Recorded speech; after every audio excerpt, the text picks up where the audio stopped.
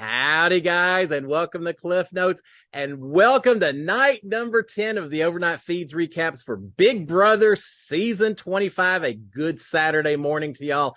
All right, yesterday, well, let's talk about Thursday night, early Friday morning, as it turns out. We have a new HOH winner. Hassan is our HOH. Really curious to see how all that's going to pan out. We had the nomination yesterday, so a lot of the conversations, a lot of the discussions had to do with the nominations, people gathering votes, figuring out how safe or not safe they were. A little bit of a twist involved.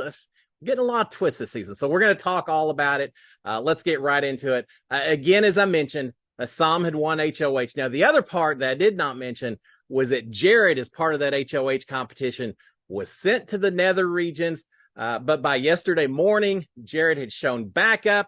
Not in the house, well, kind of in the house. Jared actually showed up on the memory wall, which still didn't have the pictures of the house guest, but he actually showed up on the memory wall. I think it was 10:30 or so in the morning, before nominations or anything had taken place. He didn't say a whole lot. He just kind of shouted out to the guys and said that he hadn't had a chance to sleep in a bed yet, but I guess he'd been fed. He was just he didn't know when he would return yet, but just kind of a shout out to the guys to let them know that.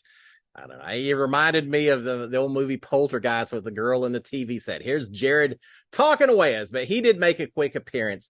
Now, Hassan had said after he won HOH that his plan going forward was to really bleed the other side for every bit of information that he could get from them, that he was going to throw Jag and Riley under the bus a little bit and do that to get as much information as possible, confuse the other side.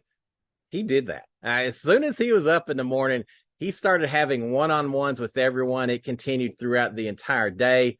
And it worked pretty much as he intended, because everyone on Riley's side quickly discovered that he knew almost everything. Thanks to Jared acting as a spy, thanks to Riley feeling very free and very confident and very comfortable during her HOH run, discussing who all her connections were and all that. As a result, Hassan had the information he needed. He just wanted to get confirmation and use that to kind of use as leverage to get a little bit more information from everyone else. And so that's what he did. He was very straightforward to the other side. He would go in for most of these conversations, say, look, I know you've got there's a group of 8, or I know that my name's been thrown out by y'all's group. Kind of get them off guard with that, and then follow right up with discussions with a lot of questions. It did remind me a little bit of old Kylan from a couple of years ago, and the way he held his HOH. Maybe not quite as long, but he was very straightforward, no nonsense one-on-ones with Hassan. All right. Couple of the conversations that took place, and I'm not going to cover all of them in detail. We just don't have enough time, but a couple of the quick conversations.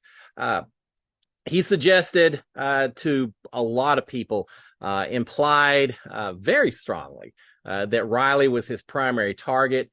When he talked to Cameron, he said, look, I couple of things. One, you may end up on the block because that way you can't save Riley. In other words, if he's on the block as well, he wins veto. He's got to use it on himself. He says, I know you feel very close to Riley, so if you're on the block, that way you can't save her. He said, and also, I would not ever want to try to force you to choose between your game and your tight feelings that you have with her. And if you're not on the block, then you could have to choose between those two. So I'm gonna do you a favor, Cameron. I'll just go ahead and put you up there, so you don't have to deal with any of that. Sure, Cameron was real appreciative, but he did let it be known that Riley is his target, that Cameron probably was going to go up alongside him. Hassan told Jag, and later he told America as well, that he doesn't like to see brown on brown crime, and so he implied that both of them would be safe because of that. He also told Blue, or I think he told Jag, that Blue is safe because Hassan wants to stand by his communities. Blue, I believe, is bisexual. Hassan is gay, so he wanted to stand by that community as well. Here's the thing. How about don't vote for someone based on skin color or sexual orientation, and maybe don't vote against someone for skin color or sexual orientation? That seems like a good play to me. As much as Hassan has pushed integrity and character in the way he plays the game, it certainly seems like he's pushing labels and divisiveness when he mentions things like that. So I don't like it. I don't want it. All right, let's move on and just leave that at that. We did have a conversation between Corey and Hassan, and I was a little curious to see how this was going to go. Remember, Corey and Hassan did not really gel very well in the beginning, very much at odds with each other. It seems like Hassan is not holding that as a permanent grudge or anything else. He didn't seem upset with Corey like he did earlier in the game. Friendly conversations, talking about their positions of game, possibilities of working together and all of that. Now, it could just be talk, but I feel like Hassan was doing a pretty decent job of in making sure people knew who he did want to target. Also kind of extending the olive branch to everyone of saying, look, these are the people going up, but it's nothing against you. And I'd love to work a little bit with you. He mentioned it to Jack. He mentioned it to America. He mentions it to Corey. A lot of folks who are not his targets. He's trying to do two things. One, I think, is maybe make the others feel more comfortable. Certainly, he knows that he's not going to be HOH next week. He's a bit vulnerable. So trying to make sure he doesn't have a whole lot of people targeting. That's the one thing that Hassan's doing right now that worries me a little bit from a strategy standpoint. I think the way he handled his HOHs was pretty good. It was logical. He's getting a lot of information as a result, a lot of confirmation of things he already suspected. That's all good. But at the same time, by making all of these people so uncomfortable and by presenting such a strong HOH so far, we're only 24 hours in, I also think that's going to be putting a bigger target on Hassan's back. The other side, as much as they can promise that he won't go up if they win HOH, it doesn't amount to a hill of beans necessarily, right? And I think Hassan is only making the target on himself bigger because he's done a decent job with these one-on-one interviews. We'll find out. We'll see.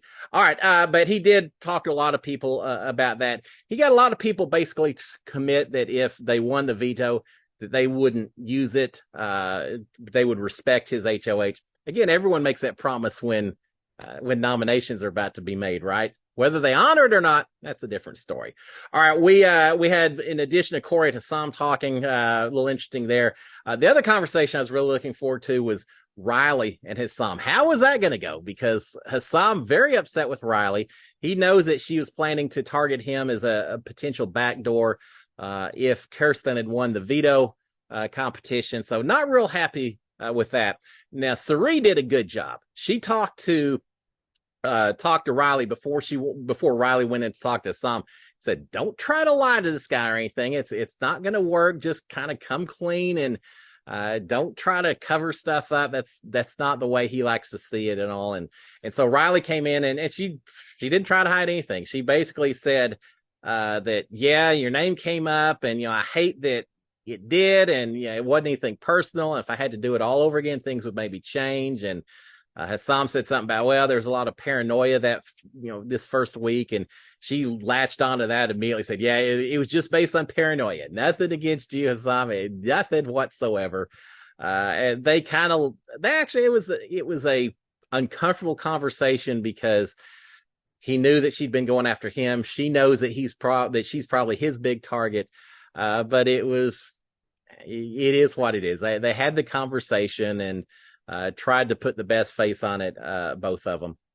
Hassan did, during that conversation, tell Riley that he doesn't believe in backdoors, that he's not going to try to backdoor her, that if she goes on the block, he's going to give her the chance to compete. He just doesn't believe in that. Later in the evening, Riley's talking, I think it's to Matt out in the backyard, and she says, Hassan may not believe in backdoors, but I sure as heck do. And if she gets power back, she also said, he was saying it's too early for us to be going against each other like this. And she said, but if he puts me up, it's all's fair in love and war, and I'll go right back at him. And I do believe in backdoors. So yeah, it's going to be interesting to see the power struggles that may or may not be taking place going forward. But he did tell Riley he doesn't believe in backdoors. If she goes on the block, it's going to be straight up and not anything like that. All right, we did have, let's see, I mentioned at one point in time, I think I missed down here, but we'll talk about it. Jared eventually came into the house and, or Jared returned to the house around noon. but the feeds went down, so we didn't actually get to see how he showed up. Did he come in some little blue orb, or just walk in the front door? And that front door, normally people don't walk in and out. He may have come in through storage room or somewhere else, backyard, not sure. But somehow Jared showed back up and came back into the house. But it wasn't that easy. We learned when the feeds come back, that as Jared comes in, he had to pick someone else to go back out into the netherworld. I guess the netherworld gives and it receives. So he had to select someone else to take his place in the netherworld. Now, here's the kicker. It seems like it was revealed, and in fact, I'm almost positive it was revealed before he made his pick, that whoever he selected to go into the netherworld would have immunity for the week. Right? You think that may be important to a few people? Yeah, he had to decide who was going to have safety this week, but in exchange, they'd have to leave the house for an unknown period of time. Well, Jared thought about it, and he eventually picked Jag. Yeah, Jag is safe for the week. So Jag is immune. He doesn't have to worry about, again, it doesn't sound like he was a primary target based on what Hassan had said about the brown crime, and based on his main targets of Riley and Cameron. So Jag was probably safe already, but you never know, especially if a veto had been won or something else. It doesn't matter at this point in time. Jag is safe. He's off in the netherworld for who knows how long. All right. After that happened, we eventually did have the memory wall finally show up with 16 house guest pictures on the wall. Luke, not on the memory wall, is probably no surprise there. Kirsten was there, but her face was already grayed out. That's kind of a shame. You like to see your face up there. It means that you actually got to play the game. Well, they never got to see their faces up there. Just a weird season. But they did get the memory wall. Of course, they spent a lot of time talking about who liked their pictures, who looked mean. I think they put Izzy and Cameron side by side, which I thought was kind of funny because, Izzy's not real fond of Cameron right now anyway. I don't know if that was planned or not, but they're right next door, right next to each other on the wall. All right, we did have the feeds eventually go down for nominations around 5 o'clock or so. So it was a little bit later in the day than most nominations, but the feeds went down around 5. When they returned, sure enough, as Hassan had kind of suggested, implied, he followed through. He nominated Riley and Cameron for nomination this week. None of this 4 people or anything like the first week, just a straight up nomination. Riley and Cameron are on the block. Lots of talk immediately following that amongst the house guests about who has the votes to stay, who needs to win veto, etc. All the things that you expect to see. Now, here's the thing, and I'm curious to see if this will come into play, a little conflict within the Professor's Alliance. Hassan really wants Riley gone. She is his number 1 target. But it seems like the rest of the house maybe is a little more inclined to send Cameron out the door. So there's a little conflict there, and that includes within the Professor's Alliance. Sari and Izzy and Felicia, I think all of them would rather see Cameron out the door. Remember, Riley says that she's got a little bit of a secret connection with Felicia and Sari. I'm not sure if they feel exactly the same way, but I do think they feel a little tighter with her than perhaps Cameron. So Hassan wants Riley gone. Everyone else maybe leaning a little bit more towards Cameron. If the nominations don't change, I really think Cameron's in trouble. And again, I'm curious to see is Hassan going to be upset if he finds that the rest of his alliance didn't necessarily support who he wanted to send out the door. Yeah, I don't know. All right, now, we did have Riley talking. She's upset with Jared. Because she pulled him off the block. He was one of the 2 people she pulled off to give safety to last week. But then he didn't return the favor by helping save her this week. He could have sent her to the netherworld and she would have been safe. So she feels a little betrayed by him that he didn't help out. Jared talked to Riley, though, a little bit later. He maintained his status as house spy by convincing Riley that Hassan had played him, that he didn't think that she was going up. That's why he didn't pick her. I think he said that he thought Matt and Carson were going up. It was all Hassan just leading them on, making some false suggestions, implying that she was safe. And so he convinced her. Riley seems very, very convinced by the end of this conversation that, Jared should have saved me, but I understand why he didn't, and it wasn't his fault and all of that. Later, Sari continues the conversation with Riley, saying, look, Jared wanted to save you, I'm sure, and I know he wanted to save you, but he feared that if he did, that it could lead to him getting nominated by Hassan instead. Hassan would be mad. We don't know how all these twists work. And so Cerie's trying to kind of smooth things over between Jared and Riley as well. But again, I think Riley is on better terms with Jared and believes him when he told her that he got played. And Cirie finishes up by saying, look, Riley, at the end of the day, it doesn't matter. You got the numbers anyway. Yeah, I know you don't want to be on the block. You're good. Against Cameron, you're going to be good. And I think she's right. Now, here's the kicker. If Cameron was to win this next veto competition, pull himself off the block, probably, I think the next target, based on the comments that Hassan had said, is Matt. So now you got Matt and Riley against each other. That maybe becomes a little bit more interesting of a voting situation. And we'll talk about that over the next few days, depending on what happens with the veto and all. That could be a little more interesting. If it stays the way it is, though, I agree with Cirie. I think Riley is safe. All right. There has been some wondering about Jag and his Netherworld experience. He came back in. I don't know. I've got on my notes when he showed back up, but he wasn't gone but for a few hours. Eventually, Jag shows back up as well. But there is some wonder, some fear about his experience. Jared is afraid that along with immunity, Jag may have lost his right to compete in the veto and even to vote this week. Jag had said while he was in there, maybe there'd been some mention of there being a good and a bad to his selection. So there, as far as I know, it hasn't been determined yet exactly what the repercussions are of him going out of the house into the Netherworld. But there's certainly discussion that he may not be allowed to vote this week. And if that's the case, that certainly hurts Riley's cause. It could make the vote a little bit more difficult. I still think she's safe, but it's early in the week. But they don't know exactly how the Netherworld's affecting Jag and his game going forward for the rest of this week. All right, we had a lot of general chit chat throughout the evening between tacos for dinner. I don't want to eat Tuesday. What are they doing? Eat tacos? But they had tacos for dinner. They had some games of bumper pool upstairs. Most of the house guests spent some time upstairs. It seemed like the house guests, they were somewhat divided last week. You had the upstairs crew in the HOH. You had the downstairs crew in the comic room.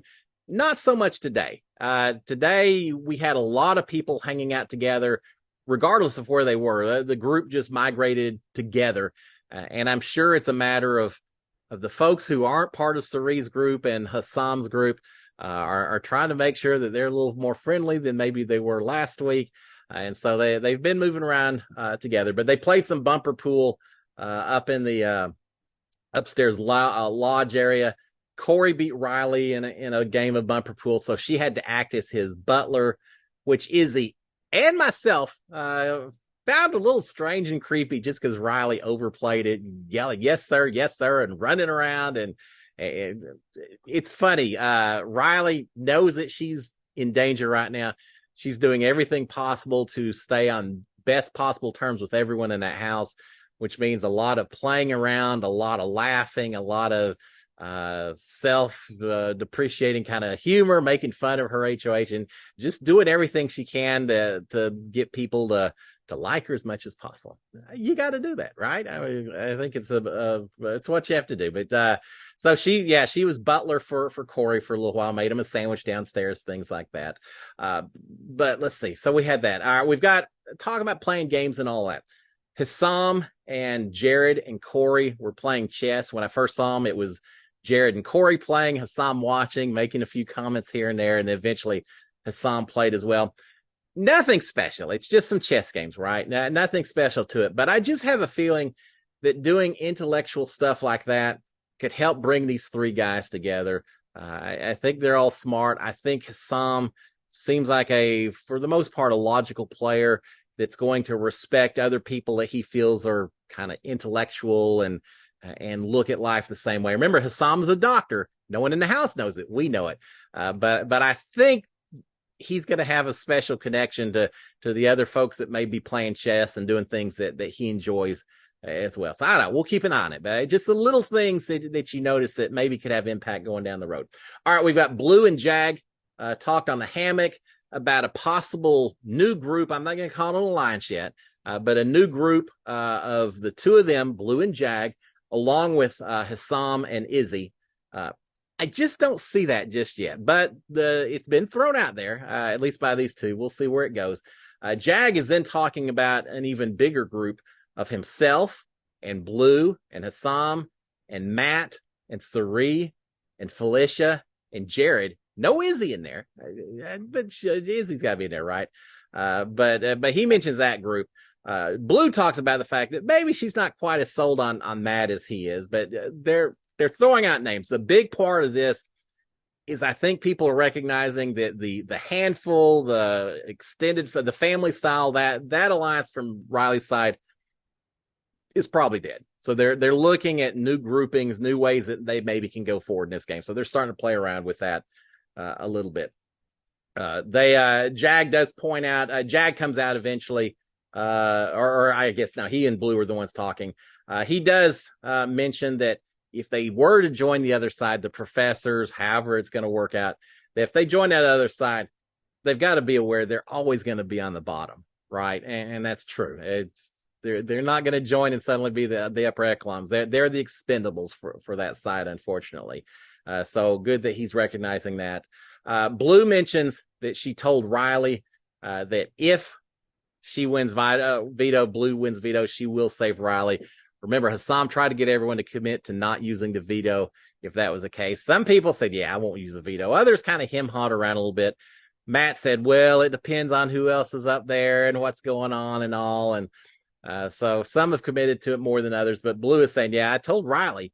Now, that's not the same as saying I'll use it. She's saying, I told Riley I'd use it. We'll see if that comes down or not. It almost seems like Riley, that Blue and Jag are willing to cut Riley loose if they have to. They may not want to, but if it looks like it saves their game, they may be willing to do that. So we'll see if Blue really would use it, if she gets a chance to play and if she wins the veto. All right, Jag's talking a little bit about Cameron and talking about how much Cameron loves Corey and Red as well. Cameron kind of loves Riley too, it seems like. But no, I talk about Cameron and Corey and Red and their connection they've got with each other. Jag did mention that Jared wants to keep Corey. But while he said that, he also mentioned that he absolutely believes that Jared is on the other side, that he's been rocking with Sari. I think that's the term he used. He's really been rocking with Sari. I know he's on the other side. Jared and Sari better watch out a little bit. A little interesting conversation during the eviction interview with Julie Chen on the live episode, where Kirsten pointed out that Jared had slipped a little bit, talking about his nickname that just happens to be the nickname that Sari uses for her son. They're trying to keep the secret contained, and maybe they will, but certainly Jag is noticing that Jared and Sari are hanging out a lot, and he doesn't believe this, that Jared's with them. Riley believes it, but Jag's not so certain. He thinks Jared's on the other side. He's right. All right, Jag is saying that he told Jared that he was more worried about Riley getting nominated than himself when it came time to pick someone to go to the Netherworld. But even after he told Jared that, Jared still picked Jag for the Nether region immunity. So he's a little bit worried about that. Jag finishes up by saying, look, I just don't know who I can really trust in this game besides you, Blue, and maybe America. No one else. I just don't know that I can trust. He left out his ride or die Riley, right? Are they still ride or dies? Maybe it depends on the situation. All right. I don't think that's the way ride or dies are supposed to work, but hey, it's early in the season. All right, we got Sari talking to Bowie Jane, thinking that if the noms stay the same, Riley could go home. I mean, not Sari. I think this is Izzy talking to Bowie Jane. And she said, yeah, if the noms stay the same, I think Riley could go home. Yeah, if Riley comes off Cameron, if Riley comes, let me just start all over. I think it was Sari talking to Bowie Jane. It's been a long night. Sari talking to Bowie Jane, saying that she thinks if the noms stay the same, that Riley goes home, that if Riley comes off with a veto win, that Cameron would then go. Bowie Jane is saying that she's hoping she doesn't get picked for veto because she wants to stay out of it completely. Bowie Jane is certainly seems to be taking on that role of a bit of a floater right now. Nothing wrong with that. It's a strategy, but yeah, she's come right out and said, I really don't want to have to decide whether or not to use that veto or not. But later, even though Cerie's saying that she thinks Riley could come home, later Cerie is saying they only have 6 votes, so Riley really may stay.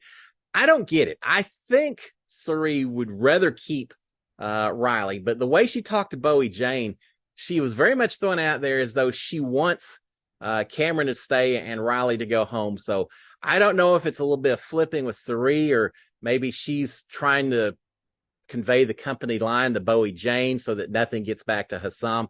I'm not really sure just what that is. I think in my gut that Cerie wants Riley to stay, but we'll find out as she talks to Izzy and Felicia and stuff going forward. All right, we got Riley and Jag talking on the hammock. Riley saying that she really trusts Jared. Jag, not so much. Jag's agreeing, despite what he just told Blue earlier. He said, yeah, I think we can trust Jared. All right. Yet again, a little bit of a disconnect between these two, it seems like. Lots of talks about votes and whose vote Riley thinks she has or doesn't have and all that. Riley is not sure that she can get Izzy's vote if it comes down to her versus Cameron. Really? Really, Riley? Izzy has said how uncomfortable she is with Cameron. If Cameron's on the block, Izzy is voting out Cameron over anyone else who's on the block. So yeah, Riley better hope that Cameron stays on it. If Cameron's off, then all bets are off. But if Cameron's on the block, yeah, Izzy's saving Riley. I don't see it, but it's just a little more paranoia from Riley, worrying about the votes and everything else. Jag is worried though that if Cameron is off the block and Matt is on the block, not only does that maybe tighten up the voting a little bit, but Matt, they feel, is in their court and is a strong support to save Riley, which is true. But now if Matt's on the block, they lose his vote, and that just makes it that much more difficult. So again, they do not want to see Matt going up in Cameron's place, which suggests if Jag can compete in veto, which we don't know yet, but if other people compete in veto and win it, it may be in their best interest to keep the noms the same. Even if that means Riley stays up there, keep the noms the same so that she stays safe, as opposed to maybe stirring things up a little bit. All right, we're going to wrap this up. We got Matt and Riley in America talking. Riley is saying that Cameron told the other side everything, and as a result, she's now thinking that Cameron may be seen by a lot of people, including the other side, as a very unloyal soldier, and that may help her a little bit. Riley, and maybe that may be why he was put up on the block, even though he told the other side everything, why he still ended up on the block, because he's seen as a bit unloyal. Riley is saying that she begged Jared to save her. So again, we know that they knew ahead of time before he made his pick that the Netherworld nominee would then get safety. She's saying she begged Jared to save her. It didn't work. America is saying, like, Jared's in the middle, trying to work with everyone, but he's spending all day on the other side, talking to them more so than us. People are seeing through Jared a little bit. He needs to be careful. Riley's saying that if they don't get Hassan out, he's going to win this game. He's such a strong player. He's proven that he can be a comp beast, strategy-wise, the way he's handled these HOH. They're seeing some fear now. They're all getting worried about Hassan. He's definitely creating that target on his back. And this is where she said, he may not believe in backdoors, but I'm fine with them. That'd be that actually be kind of fun to watch if something like that comes about. All right. Worried about Hassan winning the game. Talking about Hassan telling everyone not to use a veto if they win it. They don't like hearing that. Jag eventually joins the group. They are thinking it'll be a split vote this week. No more of these unanimous votes. If someone wanted to throw a hinky vote out there, this would be an interesting time. It may be too tight for anyone really to consider doing that, though. Jag is safe because of the Netherworld, and he's saying, I'm safe. I really don't even want to play in veto this week. I don't want to be involved. I just want to take my safety and move on to the next week. He sounds like he's ready to abandon ship as well. There's a bit more of chat about possible votes, who's loyal to who. Eventually, everyone goes to bed except for Matt and Riley. They talk a little bit, but nothing new that we didn't hear through the rest of the day. And eventually, everyone in bed by about 4 o'clock or so, Big Brother time. 6 o'clock in the morning, Central Cliff Hog time. So long night, but we did have some interesting discussions. We've got our nominees. Today is a veto competition. Yeah, who gets to play in this veto? Who wins the veto? Is going to say a lot about what happens the rest of the week, as is typically the case. So I'm looking forward to it. Guys, y'all have a fantastic Saturday. I will be back tomorrow morning to give you updates on the veto, unless it's a horribly long endurance something or other. But I'll be back and give y'all updates. Until then, SKD 143. Cheers, my friends. Bye.